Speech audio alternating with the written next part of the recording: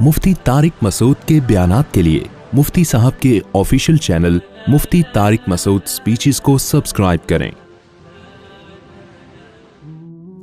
तो इंसान के पास जैसे जैसे नॉलेज आ रही है उसे एतराफ़ होना चाहिए अपनी जहालत का, लेकिन बजाय जहालत के एतराफ़ के उसका तकब्बुर बढ़ता चला जा रहा है। अच्छा दुनिया, एक बात याद रखो, सबसे ज़्यादा जो चीज़ इंसान में तकब्बुर पैदा करती है ना, वो इल्म है, नॉलेज है, दौलत नहीं है। दौलत भी है लेकिन दूसरे दर्जे में। ये बात कुरान से भी साबित है और आज मुशाहिदे से भी साबित है। आपको पढ़े लिखे लोगों में तकब्बुर ज़्यादा नज़र आएगा। तकब्बुर कहते हैं हमें, हमारे पास नॉलेज है, लिहाजा तकब्बुर का मतलब हक़ का इनकार। जो जिसके पास इल्म नहीं है ना, वो हक़ का इनकार जहालत की बेस पे करता है, तकब्बुर की बेस पे नहीं करता। जो पढ़ा लिखा है वो हक़ का इनकार करता है तकब्बुर। तकब्बुर कहते हैं बतरुल हक़, हक़ को धुतकार देना, अपने आप को ये समझना कि भाई मुझे कौन क्यों समझाएगा, मैं खुद पढ़ा लिखा हूँ। इसको कहते हैं किब्र। ये कुरान से भी साबित है। फरीहू बिमा इंदहुम मिनल इल्म, कुरान कहता है जब हमारे पैगंबर पिछली उम्मतों के पास आए ना, उन्होंने समझाया ये बुराई है, ये ज़िना है, इसको छोड़ दो, ये होमोसेक्सुअलिटी है, इसको छोड़ दो, ये नाप तोल में कमी है, इसको छोड़ दो, ये शिरक है, इसको छोड़ दो, और तुम दुनिया से दिल लगाते हो, पहाड़ों को तराश के घर बनाते हो, तो दुनिया तो मुसाफिर खाना है। तो कुरान क्या कहता है, उन्होंने पैगंबरों की दावत को धुतकारा। फरीहू बिमा इंदहुम मिनल इल्म, उनके पास जो नॉलेज थी ना, उस नॉलेज पे इतराने लगे वो। ये खूब समझने की बात है आजकल के लिबरल लोगों के लिए ख़ास तौर पे। सवाल पैदा होता है भाई नॉलेज तो पैगंबरों के पास ज़्यादा थी, इनके पास कहाँ से आ गई? भाई कुरान कहता है कि इन लोगों के पास जो नॉलेज थी ना, इल्म था, फरीहू बिमा इंदहुम मिनल इल्म, जो इल्म इनके पास था ना कौमों के पास, उस पे फरीहू का यहाँ माने इतराने लगे, तकब्बुर में आने लगे और पैगंबरों की तौहीन और तनकीस शुरू कर दी। सवाल पैदा होता है भाई अगर इल्म पे इतरा रहे थे तो इंसान उस चीज़ पे किसी के सामने इतराता है जो इसके पास हो और सामने वाले के पास ना हो। भाई आपके पास दौलत है तो आप इतराओगे गरीबों के सामने ना। ऐसा तो नहीं है कि आप 20 लाख रुपए कमा रहे हो, 40 लाख रुपए कमा रहे हो और 1 करोड़ वाले के सामने इतराना शुरू कर दो आप। वो तो कहेगा तू 2 टके की तेरी औकात नहीं है भाई, तू लाखों में की बात कर रहा है, तो तू क्या इतराएगा? लैंड क्रूजर वाला इतराएगा बस वाले के, टैक्सी वाले के सामने, तो टैक्सी वाला इतराएगा रक्शे वाले के सामने, रक्शे वाला इतराएगा साइकिल वाले के सामने। ऐसा तो नहीं होता ना साइकिल पे आप लैंड क्रूजर पे आंखें दिखा रहे हो। तो कुरान क्या कह रहा है, फरीहू बिमा इंदहुम मिनल इल्म, अल्लाह ने पिछली उम्मतों में पैगंबरों को भेजा और वो कौमें पैगंबरों के सामने इतराने लगीं, तकब्बुर करने लगीं उस इल्म की बेस पे जो उन कौमों को अल्लाह ने दिया था। सवाल पैदा होता है इल्म तो अल्लाह ने पैगंबरों को ज़्यादा दिया था, इनको कम दिया था, पैगंबरों के मुकाबले में तो ज़ीरो थे ये, तो फिर इतरा कैसे रहे थे? इससे पता चलता है यहाँ दुनिया का इल्म मुराद है, वो इनके पास ज़्यादा था, पैगंबरों के पास कम था। तो इससे ये भी पता चला कि जिन लोगों के पास दुनिया की नॉलेज होती है, मेडिकल साइंस की नॉलेज है, इंजीनियरिंग की नॉलेज है, साइंसदानों के उलूम है, उनके पास मादे की नॉलेज है, तो वो उलमा के सामने इतराते हैं अपनी इस नॉलेज की वजह से जो अल्लाह ने उनको दी है। दीन के इल्म को फिर वो वैल्यू नहीं देते, वरना पैगंबरों के पास दीन का इल्म बहुत ज्यादा था, मगर वो मादी इल्म को, साइंस और टेक्नोलॉजी के इल्म को दीन के इल्म पर तरजीह दे रहे थे। इल्म की इस्लाम में बहुत वैल्यू है, चाहे दीन का हो या दुनिया का हो। यानी दुनिया के इल्म की वैल्यू की हम कमी मुराद नहीं है यहाँ पे, लेकिन इस आयत से इतना पता चलता है कि जिनके पास सिर्फ दीन की नॉलेज है और जिनके पास सिर्फ दुनिया की नॉलेज है, तो जिसके पास दुनिया की नॉलेज होती है वो अक्सर इतराता है और तकब्बुर करता है उन लोगों के सामने जिनके पास सिर्फ दीन की नॉलेज है, दुनिया की नॉलेज नहीं है। जैसे आज हाल है उलमा का। हमारा लिबरल तबका मौलवियों के बारे में क्या कहता है, अबे इनको क्या आता है, कहता है कि नहीं कहता? ابے جنازہ پڑھا سکتے ہیں, ابے یہ نماز پڑھا سکتے ہیں, ابے یہ ہمیں بتائیں گے کیا صحیح کیا ہے کیا غلط کیا ہے بھائی. انہوں نے آئنسٹائن کو پڑھا ہے, انہوں نے جو ہے وہ جرمنی کی یونیورسٹیوں سے کوئی ماسٹر کیا ہے ان لوگوں نے, یا ان لوگوں نے کہیں امریکہ سے پڑھ کر آئے ہیں, آکسفورڈ سے پڑھا ہے انہوں نے, تو یہ کیا آتا ہے ان کو کیا ہے, یہ تو مدرسے میں پڑھے ہیں. تو یہ نماز پڑھا سکتے ہیں, یہ طلاقوں کے فتوے دے سکتے ہیں, اور یہ نکاح بھی اچھا پڑھا سکتے ہیں. یہ بھی قبول ہے, اس نے کہا ہاں قبول ہے, چل بھی لے جا. بس یہ نالج ہے ہمارے پاس. جو نالج ہے نا وہ بڑی سالڈ ہے. جو لبرل طبقے کا ایک دماغ ہے یہ جو ہماری یونیورسٹیوں میں بن رہا ہے, ان کے ذہن میں یہ کہ بھائی نالج تو ہمارے پاس ہے یار.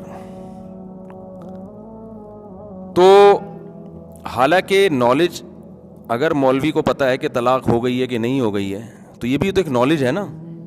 آپ نے اس کو نالج کی فہرست سے اس لیے نکال دیا کہ یہ وہ علم ہے جو خدا کو راضی کرنے کے لیے ضروری ہے. مثال کے طور پر دیکھو, ایک مثال دیتا ہوں میں. آپ کے گردے خراب تھے,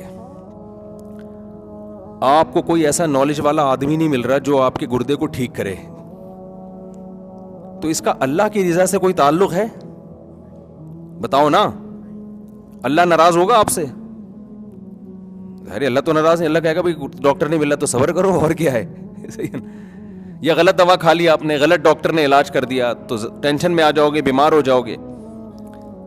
لیکن آپ نے بیوی کو طلاق دے دی, اب آپ کو پتہ نہیں ہے کہ یہ طلاق ہوئی ہے کہ نہیں ہوئی ہے. آپ کو پتہ نہیں ہے کہ طلاق ہوئی ہے کہ نہیں ہوئی ہے. اب اگر آپ مسئلہ معلوم کیے بغیر بیگم کے ساتھ رہتے ہو تو ڈاکٹر ناراض نہیں ہوگا, نہ گردوں پہ کوئی اثر پڑا. اب ناراض کون ہوگا؟ اللہ. مسئلہ معلوم کر کے جانچتے ہو, تحقیق کر کے پتہ چلاتے ہو کہ جائز ہے کہ ناجائز ہے, تو پھر کون راضی ہوگا؟ اللہ. تو اس مسئلے کا تعلق اللہ کے راضی ہونے یا نہ ہونے سے ہے.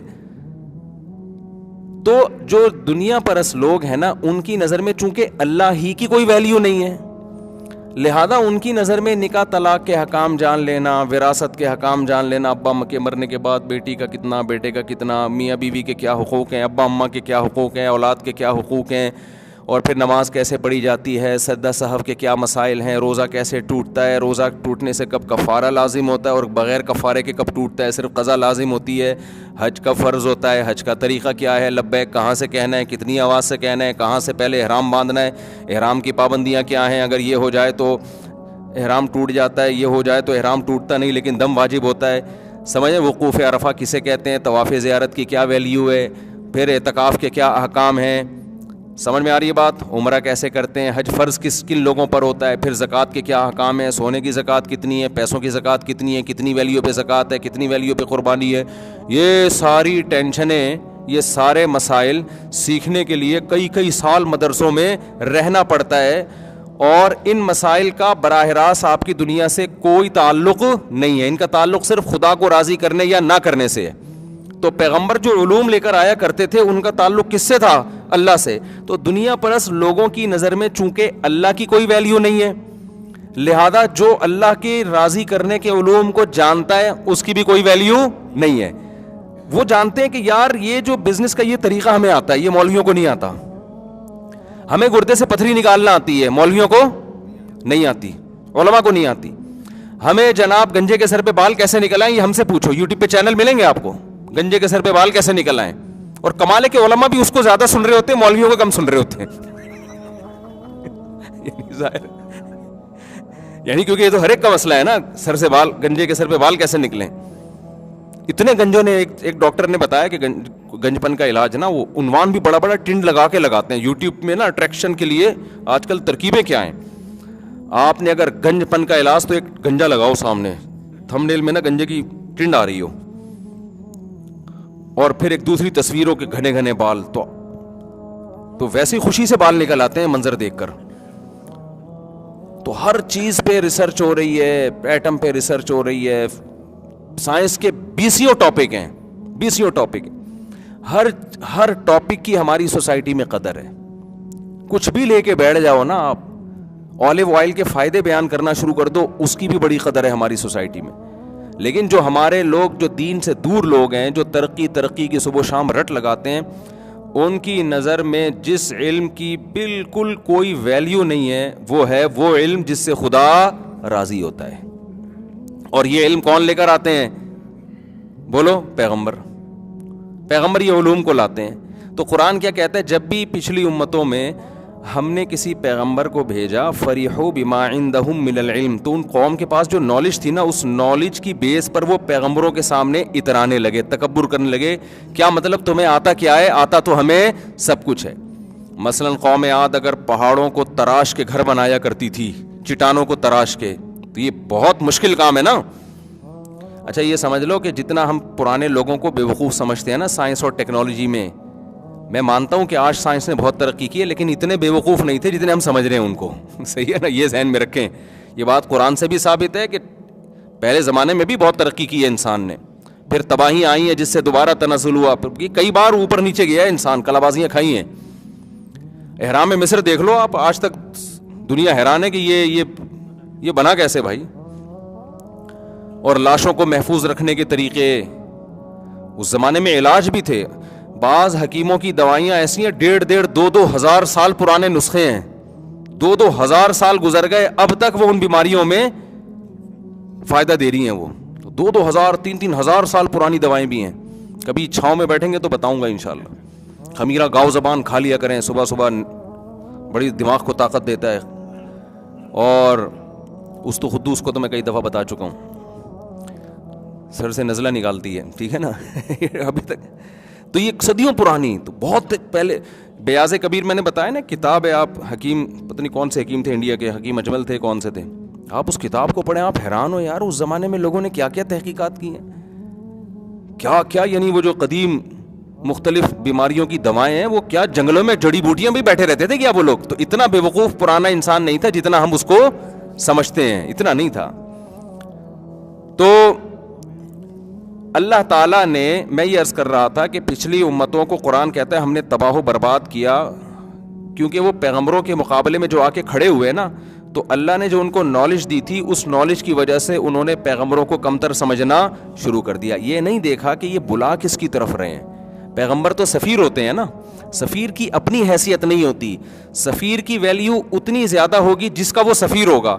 سب سے زیادہ ویلیو کس کی ہے؟ خدا کے سفیر کی. تو وہ کہہ رہے ہیں کہ ہم اللہ کے طرف سے پیغام لے کر آئے ہیں, ہماری اپنی کوئی بات نہیں ہے. اس چیز کو نہیں دیکھ رہے, بلکہ ان کی ذاتی حیثیت کو دیکھ رہے ہیں کہ ہمیں تو بیماروں کا علاج کرنا بھی آتا ہے, ہمیں تو چٹانوں کو بہترین خوبصورت انداز سے ہم تراش خراش کے اس میں ایک بڑا زبردست خوبصورت محل تعمیر کر لیتے ہیں, ہم تو یہ کر لیتے ہیں, ہم تو یہ کر لیتے ہیں. آپ کو کیا آتا ہے؟ حضرت مولانا طارق جمیل صاحب نے ایک واقعہ سنایا بہت پرانا, کہ اس زمانے میں فوج کے کوئی بہت بڑے آفیسر تھے, کوئی بڑے لبرل ٹائپ کے تھے. تو مولانا کی ان سے ملاقات ہوئی نا, کوئی بیان تھا فوجیوں میں, تو مولانا کی ملاقات ہوئی. تو وہ بہت بڑا آفیسر تھا, میں نام نہیں لوں گا, مناسب نہیں ہے کسی کا نام لے کے رد کرنا. تو اس نے مولانا سے پوچھا کہ آپ کیسے اس فیلڈ میں آئے, مولانا کیسے بنے آپ؟ انہوں نے بتایا کہ میں تو میڈیکل سائنس میں پڑھ رہا تھا, ڈاکٹر بن رہا تھا, تو پھر میں رائے بنڈ والے آئے, تبلیغ والے گشت کر کے لے گئے, تو میں نے کہا چلو عالم بنتا ہوں. تو اس نے تھوڑا سا نا تنزیہ کہا کہ ڈاکٹر ہی بن جاتے اچھا تھا یار. ٹھیک ہے نا, ایسے تنزیہ کہا کہ یار ڈاکٹر بن جاتے. بات سمجھ میں آ رہی ہے؟ ڈاکٹر بن جاتے یار, کوئی کام آتے لوگوں کے. ابھی کیا ادھر بیان کیا یوں ماں باپ کے حقوق اور بیوی کے حقوق اور مسکرا کے بات کرنے کے فضائل, یہ ان ٹاپک کو لوگ سمجھتے ہیں بالکل کیا ہیں, یہ انتہائی فضول. ابھی جنازہ ونازہ کوئی دعا کروا لے گا, مولوی صاحب میرے ابا بیمار ہیں, مولانا طارق جمیل صاحب آپ کائنڈلی ان کے لیے دعا کریں. تو آپ ڈاکٹر بنتے, کتنے اونچے ڈاکٹر ہوتے, آج آپریشن کر رہے ہوتے یہ ہارٹ کا, اور جناب اس کے گردے سیٹ کر کے, یعنی تھوڑے سے کسی کے گردے خراب, کسی کو کوئی مسئلہ, وہ کتنا ایک خدمت ہوتی ہے نا انسانیت کی. تو یقیناً ڈاکٹر بننا بھی بہت بڑی فضیلت کی بات ہے اگر اللہ کی رضا کے لیے ہو. لیکن مجھے اس وقت میں نے واقعہ سنا تھا کئی سال پہلے, تو لیکن حقیقت یہی ہے کہ بات اصل میں یہ ہے کہ وہ یہ سمجھتا ہے کہ خدا کی طرف لوگوں کو بلانا کوئی کام ہے ہی نہیں.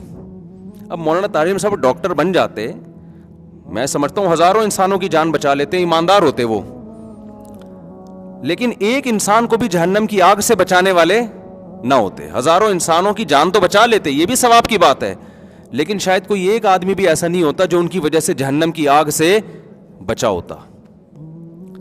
اب نہ ان لبرل طبقے کی نظر میں جہنم کی کوئی حیثیت ہے, نہ جنت کی کوئی حیثیت ہے, نہ یہ اللہ میاں کو لفٹ کراتے ہیں, تو لہٰذا ان کی نظر میں تو گردوں کی ویلیو ہے کہ گردے ٹھیک کر دیے مولانا طارق جمیل صاحب, گردوں کے اسپیشلسٹ بن کے, ہارٹ اسپیشلسٹ بن کے لوگوں کے بہت سے بیماروں کا علاج کر دیا. تو وہ اس کو تو دیکھ رہے ہیں انسانیت کی خدمت. کسی انسان کو جہنم کی آگ سے بچا لینا, اس خدمت کو دنیا دار طبقہ خدمت کا نام دینے کے لیے تیار نہیں ہے. تو اس نے نا بڑی توہین سے کہا کہ یوں کر لیتے یار. مولانا نے مجھے نہیں پتا کیا جواب دیا, انہوں نے وہ تو مسکرا کے جواب نکل جاتے ہیں. تو ہاں, مولانا نے جواب یہ دیا کہ اگر میں ڈاکٹر بن جاتا نا تو آج آپ میرے سامنے ایسے تمیز سے نہ بیٹھے ہوتے. آپ یہ میں اپنے الفاظ میں مولانا کی بات نقل کر رہا ہوں, مولانا نے تو پتہ نہیں کیا کہا ہوگا, لیکن مجھے مفہوم یاد رہ گیا کہ اگر میں ڈاکٹر بن جاتا تو آج جو آپ اتنے سارے لوگ میرے سامنے بیٹھے ہوئے میری بات سن رہے ہیں یہ نہ ہوتا. مطلب یہ کہ اللہ نے دنیا بھی دے دی ہمیں, جو آپ سمجھ رہے ہیں نا کہ دنیا میں وہ زیادہ ترقی کرتے. تو یہ خوب اچھی طرح ذہن میں رکھیں. دیکھو اللہ کی نظر میں, دیکھو قرآن یہی تو سمجھانا چاہ رہا ہے, اللہ کی نظر میں سب سے زیادہ ویلیو کس کی ہے بھائی؟ اللہ کی ہے, گردوں کی نہیں ہے. نہ آپ کے گنجے کے سر پہ بال نکلنے کی اللہ کی نظر میں کوئی اتنی ویلیو ہے, نہ ہارٹ اٹیک سے اگر کوئی ڈاکٹر بچا لیتا ہے اس کی وہ ویلیو ہے. یہ سب دنیا کی چیزیں ہیں, ان کی بھی ویلیو ہے. تبھی تو قرآن کہہ رہا ہے نا کہ اگر ایک انسان کی جان بچاتے ہو لاکھوں کی جان بچائے. فضیلت ہے, سب سے پہلے کون ہے؟ اللہ.